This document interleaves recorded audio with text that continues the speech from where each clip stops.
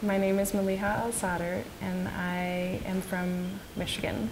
I just graduated with a BA in art. I focused mostly on 3D art, and I did a lot of jewelry and metalsmithing and throwing and hand building. I just graduated, so I'm trying to figure out what the next step is, and Penland is a great place to figure things out, kind of get away from everything and focus really hard on art, and in a much different setting than an art school setting. A big focus on craft here, which is something that I missed out on, I feel like, in art school.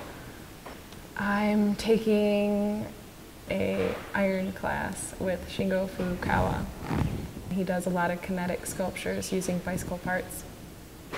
And we are taking bicycles apart and putting them back together to make sculptures that create some kind of movement. It's really challenging, and it's making my brain work in ways that I haven't ever tried to make it work, which is really fun and exhausting. I'm learning a lot. I have always been interested in mechanical movement, so it's really giving me a great experience in putting things together and making them fit and measuring and double checking if things are measured right and figuring out the best way to get two things to line up, and it's been really fun. I am making a wiggling worm sculpture out of universal joints, which is awesome. The universal joints are great because that gives the worm movement in all directions, so it wiggles. It's really refreshing to be away from everything else in my life.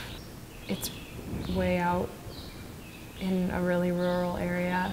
There's a lot of nature, and the whole structure of the place is really non-judgmental and centered around craft, which is something that anybody can learn. And I love that perspective, that anybody can learn to do these things, and it can be good for anybody even if they're not using it to earn a living.